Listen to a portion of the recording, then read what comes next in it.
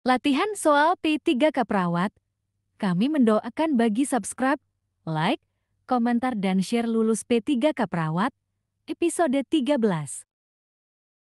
Latihan soal nomor 1 P3K Perawat, seorang perempuan berusia 48 tahun datang ke IGD dengan keluhan sesak nafas. Pasien memiliki riwayat asma pada pemeriksaan tekanan darah 120/80 mm hidrargyrum, RR. 28 kali menit nadi, 96 kali menit. Pasien diberikan oksigen 3 liter menit, diberikan posisi semi-Fowler, infus baru terpasang Lancer. Dokter memberi advice untuk segera memberikan aminovitin drip, obat telah tersedia, tindakan apa yang selanjutnya dilakukan perawat? A. Hitung tetesan obat. B. Kaji tanda phlebitis. C. Kaji reaksi alergi obat. D. Observasi pola nafas pasien. E. Masukkan obat ke dalam cairan infus. Jawabannya masukkan obat ke dalam cairan infus. Pembahasan sesuai advice dokter, obat diberikan secara drip, infus sudah terpasang Lancer, dan obat sudah tersedia, maka obat dimasukkan ke dalam cairan infus untuk dilakukan pemberian drip obat pada pasien. Soal nomor 2 P3K Perawat, seorang perempuan berusia 65 tahun dibawa ke IGD di rumah sakit dengan keluhan sulit bernafas akibat dahak atau lender yang kental. Pasien memiliki riwayat pneumonia. Pasien tampak merah, tekanan darah 110/70 mm hidrargyrum, nadi 90 kali menit, respirasi 29 kali menit, terdapat ronci tambah. Advice dokter yaitu pemberian jalan nafas pasien agar melancarkan oksigen masuk ke alveoli. Tindakan apa yang selanjutnya dilakukan perawat? A. Lakukan suction. B. Kolaborasi ekspektoran. C. Bilas dengan NaCl 0,9%. D. Berikan minum air hangat. Ajari batuk efektif secara intensif. Jawaban A. Lakukan suction. Pembahasan berdasarkan pengkajian. Terdapat dahak atau lender yang susah dikeluarkan. Sedangkan pasien berusia 65 tahun dengan kondisi lemah, JT tindakan pertama yang dilakukan yaitu membersihkan jalan nafas terlebih dahulu dengan melakukan suction.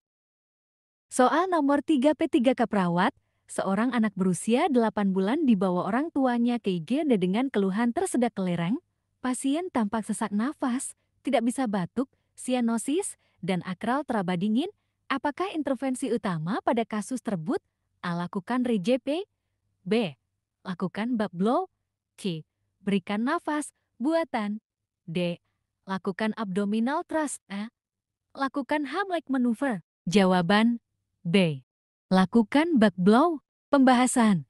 Back blow adalah tindakan utama yang dilakukan untuk mengeluarkan benda asing ke larang yang menyumbat jalan nafas total pada pasien yang berusia di bawah 1 tahun. Soal nomor 4 P3K Perawat, seorang perempuan berumur 30 tahun datang ke UGD dengan keluhan sesak nafas sejak tadi malam.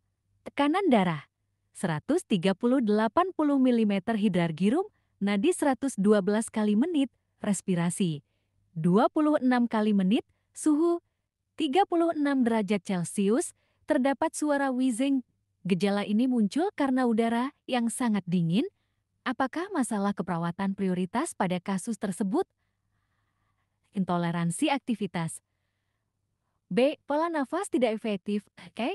Defisit volume cairan. D. Gangguan rasa nyaman. E. Ketidakefektifan bersihan jalan nafas. Jawaban B. Pola nafas tidak efektif. Pembahasan. Berdasarkan kasus di atas, pasien mengalami sesak nafas sejak tadi malam. Terdapat wheezing. Terdapatnya wheezing menunjukkan ada spasma atau penyempitan bronkus mengakibatkan adanya usaha ekspirasi meningkat, akibatnya pola nafas pasien tidak efektif. Soal nomor 5 P3K Perawat. Nyonya T. Berusia 55 tahun dirawat di ICU Rumah Sakit Sobirin. Pasien mengalami penurunan kesadaran, gagal nafas. Setelah dilakukan pemeriksaan fisik, terlihat retraksi dada, TD 160 mm hidrargyrum, saturasi oksigen 90%, respirasi 34 kali menit. Apa intervensi kolaboratif yang tepat pada kasus tersebut? A. Pasang bedside monitor. B. Pasang oropharyngeal tube. C. Pasang endotracheal tube. D. Pasang elektrokardiografi. E. Pasang oksigen dengan sungkup. Jawaban C. Pasang endotracheal tube. Pembahasan berdasarkan kasus di atas. Naik tinggi mengalami gagal nafas, tampak retraksi dada, saturasi oksigen 90%, RR 34 kali menit, maka diperlukan tindakan kolaboratif yang tepat yaitu pemasangan endotracheal tube. Soal nomor 6 P3 ke perawat.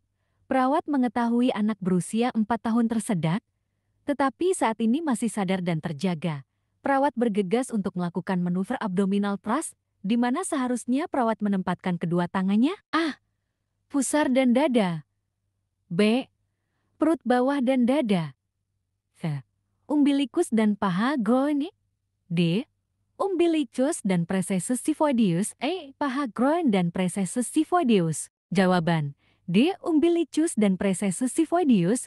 Pembahasan penanganan tersedak untuk anak usia 1 tahun dewasa yang masih sadar. Berikut ini langkah-langkah melakukan Heimlich maneuver. 1. Kepalkan salah satu telapak tangan. 2. Letakkan kepalan tangan penolong dengan arah ibu jari menempel ke dinding perut korban. Posisikan kepalan tangan Anda 2 jari di atas pusat-pusat sejajar dengan tulang pinggul atas. Penolong tidak memposisikan kepalan tangan di ulu hati. 3. Kencangkan kepalan tangan penolong dengan tangan satunya sehingga kedua lengan Anda melingkar di perut korban.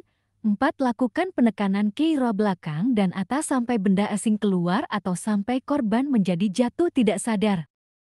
Soal nomor 7 P3 ke perawat.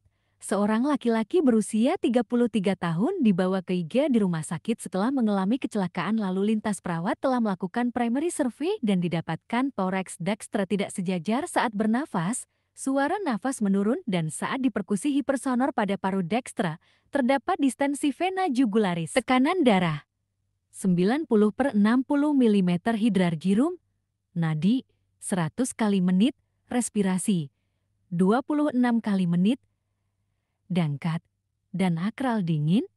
Apakah tindakan yang harus dilakukan oleh perawat? A. Intubasi. B. Pasang keempat lain. C. Perikardiosentesis. D. Beri oksigen 100%. E. Needle decompression. Jawaban? E. Needle decompression. Pembahasan. Berdasarkan kasus di atas bahwa pasien mengarah pada tension pneumotoraks yang akan mengakibatkan kematian apabila tidak segera ditangani, tekanan yang tinggi pada dada paru-paru akan membuat kolaps pada paru-paru, sehingga thorax dextra akan mengembang sehingga akan mempengaruhi sirkulasi jantung atau hemodinamika tubuh. Maka tindakan yang kita lakukan adalah needle decompression pada hemitorak dengan menggunakan tusukan needle untuk mempermudah jalannya pernafasan terutama ventilasi, dengan menusukkan needle tracheostomy dengan ukuran jarum 14-16 di ICS kedua sejajar dengan mid-clavicular pada daerah yang bermasalah. Sekian dan terima kasih. Sukses seleksi PPPK Perawat. Jangan lupa subscribe, like, share dan komentar ya.